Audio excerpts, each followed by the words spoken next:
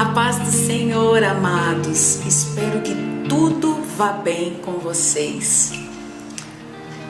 Vamos juntos meditar mais um pouquinho na palavra do Senhor? Hoje eu queria falar sobre adoração e eu te convido a orar comigo. Amém? Pai, graças te damos, Senhor, porque estamos reunidos em Teu nome e a Tua palavra diz que quando 2 ou mais se reúnem em Teu nome, o Senhor está presente. Então não precisamos estar no mesmo ambiente, mas sim unidos pelo Teu nome. Então, Senhor, que a Tua presença seja notória, que o Teu Espírito venha nos ajudar a discernir essa palavra, compreender, para que ela venha frutificar em nossas vidas, que nós possamos entender o que o Senhor quer falar conosco, para que possamos colocar em prática a Tua palavra e ela dê muito fruto, porque assim está escrito, que aquele que está em Ti, o Senhor limpa para que dê muito fruto, e que se nós permanecermos no Senhor, o Senhor, a Tua palavra permanecer em nós, então o Senhor nos fará frutificar. Glória a Deus!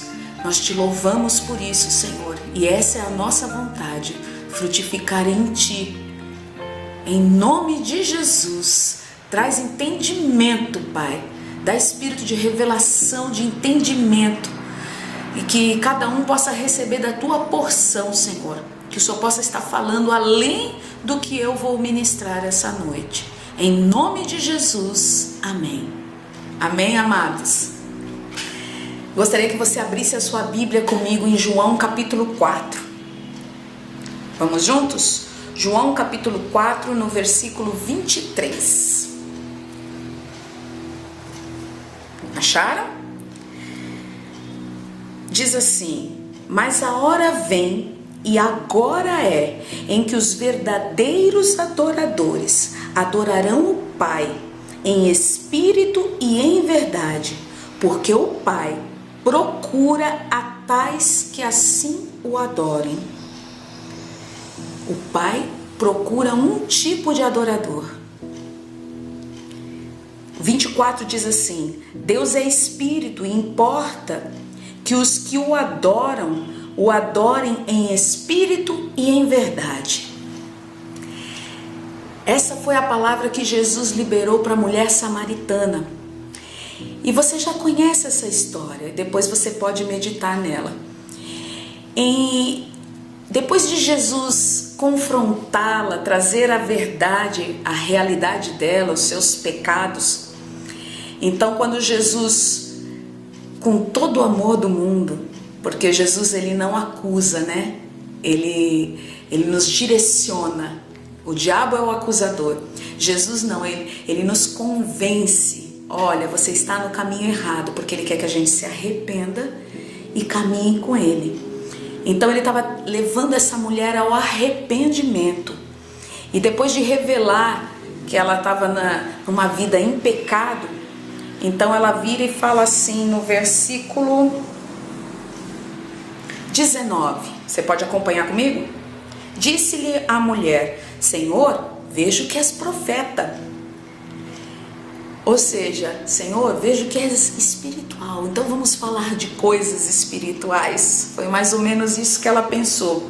E aí ela entrou num assunto espiritual. E ela disse assim: nossos pais adoraram neste monte, e vocês, judeus, falam que é em Jerusalém o lugar que se deve adorar. Disse-lhe Jesus: mulher, crê-me, que a hora vem em que nem neste monte, nem em Jerusalém adorareis o Pai. Vós adorais o que não sabem. Nós adoramos o que sabemos, porque a salvação vem dos judeus. Olha que interessante. Essa mulher, ela pergunta onde? Onde é o lugar que se deve adorar a Deus? E Jesus, ele não responde onde se deve adorar a Deus, ele diz como. Outra coisa que me chama a atenção é que Jesus fala para ela assim: vocês adoram o que não conhecem. Então, em primeiro lugar, para que a gente adore a Deus, a gente precisa conhecê-lo. A Bíblia diz que aquele que se aproxima de Deus é necessário que creia que Ele exista. É fundamental que creia que Ele exista e que Ele é galardoador daqueles que o buscam. Ao se aproximar de Deus, você precisa crer nele. E aí, aqui Jesus está falando que você precisa conhecer. Jesus estava falando para a mulher: você faz apenas um ritual. Você não sabe quem você está adorando. Então nós precisamos conhecer o Pai. E quando nós o conhecermos, então nós o adoraremos em espírito e em verdade. Porque é assim que Ele procura os adoradores dele. Amém? Eu gostaria que você abrisse comigo em Isaías 45. Isaías 45 ou 46? 46, desculpe. Isaías 46, no versículo 5. Talvez você tenha tido uma experiência não muito boa com o seu pai. E aí você não consegue ter uma imagem precisa de Deus como pai. Algumas pessoas têm traumas, outras pessoas conviveram, cresceram sem pai, outras foram maltratadas pelo pai biológico, e aí tem certa dificuldade em conhecer a Deus como pai. Isaías 46, no versículo 5, diz assim: com quem vocês me compararão, ou a quem vocês me considerarão igual? Com quem vocês me assemelharão para que sejamos comparados? Deus está falando assim: não me compare com ninguém. Vamos ler os versículos anteriores? Olha que coisa linda que Deus está falando. Vamos ler a partir do 3. Eu estou lendo na Nova Versão Internacional. E Deus diz assim: escute-me, ó casa de Jacó, todos vocês que restam da nação de Israel, vocês a quem tenho sustentado desde que foram concebidos e que tenho carregado desde seu nascimento. Mesmo na sua velhice, quando tiverem cabelos brancos, sou eu aquele que os susterá. Eu os fiz, eu os levarei e eu os susterei e eu os salvarei. Lindo demais. Deus está falando assim: sou eu te fiz, eu te gerei, tu és meu, sou eu quem cuido de você. E Ele vai falar também que nós não estamos sozinhos. Volta um pouquinho a tua Bíblia em Isaías 43. Vamos ler a partir do versículo 1.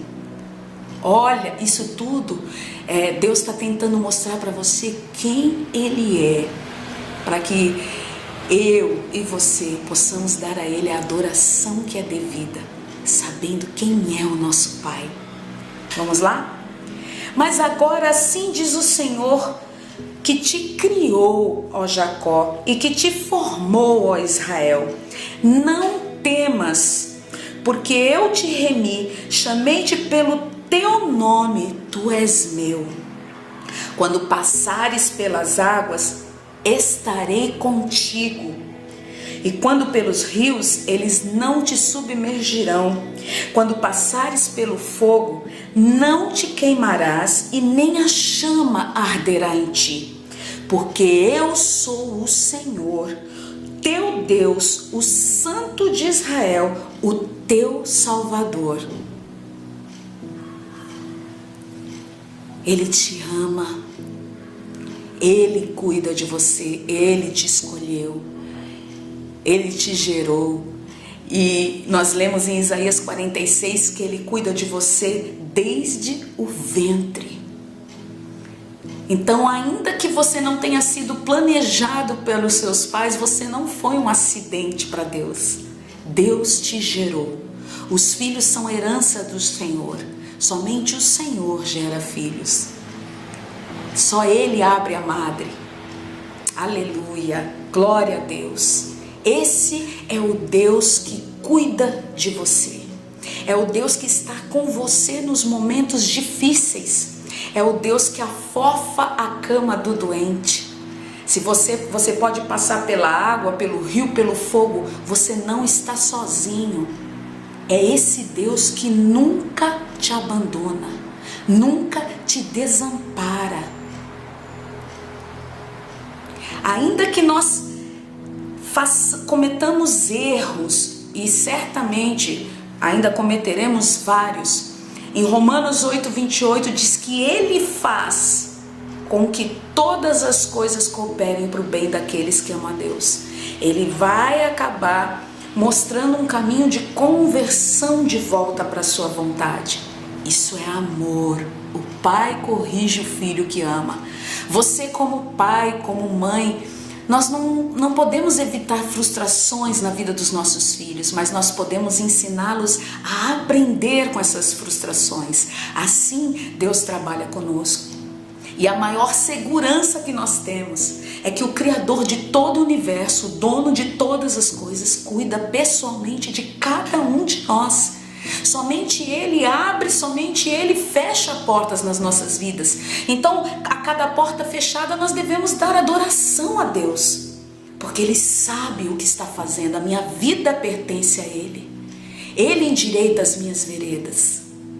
Ele é o Senhor da minha vida. É Ele quem cuida de mim. E eu queria que você abrisse comigo agora em Jó. Alguém que sabia que o seu Redentor vivia. Alguém que sabia que podia confiar em Deus. E que, como nós, titubeou na sua confiança. Mas depois conheceu, em meio às suas dificuldades, conheceu ainda mais esse Deus que caminha conosco pelas águas e pelo fogo. Amém? Jó, a Bíblia vai falar que ele era o homem mais rico do Oriente. Ele era um homem sincero, reto e temente a Deus e se desviava do mal. E ele perdeu tudo em um único dia. Em um só dia ele perdeu tudo. Notícia ruim em cima de notícia ruim. Cada hora chegava uma notícia. Até mesmo seus filhos. E você veja o que é você conhecer o seu Redentor. No versículo 20 do capítulo 1 de Jó diz assim, depois dele receber todas essas notícias: então Jó se levantou e rasgou o seu manto, rapou a sua cabeça e se lançou em terra e adorou. Se lançou em terra e adorou. E disse: nu saí do ventre de minha mãe e nu tornarei para lá. O Senhor deu e o Senhor o tomou. Bendito seja o nome do Senhor. O versículo 22 diz assim: em tudo isto, Jó não pecou, nem atribuiu a Deus falta alguma. Jó não culpou a Deus, não ficou magoado. Mas e no decorrer de toda essa história de Jó, ele errou, ele debateu com Deus, conversou. E quando terminamos o livro de Jó, ele diz assim: Senhor, eu te conhecia de ouvir falar, agora os meus olhos te veem. Eu te conheço de contigo andar, eu conheço o Senhor de perto. Ele nem conhecia Deus direito e adorou. Jesus falou assim para os samaritanos, para a mulher samaritana: vocês adoram o que não sabem, o que não conhecem. Nós adoramos o que conhecemos. Só existe uma maneira de conhecer a Deus: através da sua palavra. Intimidade, relacionamento. A cada dia nós vamos conhecendo mais a Deus. Jesus certa vez falou assim: se vocês me conhecessem, vocês conheceriam o Pai. Vamos lá, Abra lá em João 14. Vamos lá, João 14.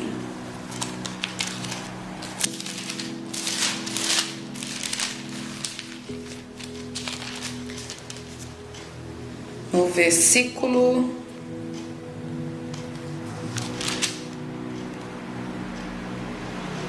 7, diz assim: se vocês me conhecessem, também conheceriam meu Pai. Vou ler aqui nessa outra versão. Se vocês realmente me conhecessem, conheceriam também meu Pai. Já agora vocês o conhecem e o têm visto. Aí Filipe disse assim: Senhor, mostra-nos o Pai, e isso nos basta. E Jesus respondeu: você não me conhece, Filipe, mesmo depois de eu ter estado com vocês durante tanto tempo? Quem me vê, vê o Pai.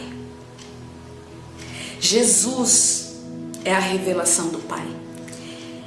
Então nós precisamos olhar o Pai, olhar para Jesus, que é a palavra, meditar, conhecer a Deus, deixar esses traumas de infância, essas comparações com o pai biológico, esse sentimento de abandono. Isso não existe com Deus. Isso não existe com Deus. Deus fala assim: eu jamais os abandonarei, jamais te deixarei, jamais te abandonarei. A partir do momento que decidimos andar com Ele, Ele não nos deixa mais. Às vezes nós nos afastamos de Deus. Nós pecamos e os nossos pecados fazem separação. Mas se nós nos arrependermos, Deus está pronto. A Bíblia diz em Isaías 59 que a sua mão está estendida, o seu ouvido inclinado. Deus está sempre pronto. Como o pastor Ricardo ministrou, no último culto, falando do filho pródigo, o pai estava sempre pronto para receber o filho de volta. Deus, o Pai, ama você. E se você o conhecer de verdade, em qualquer situação, você irá adorá-lo em espírito e em verdade. O lugar de adorar a Deus não é aqui ou lá.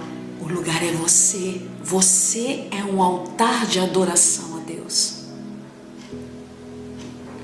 Então, nós podemos adorar a Deus independente das circunstâncias, independente do que acontecer conosco.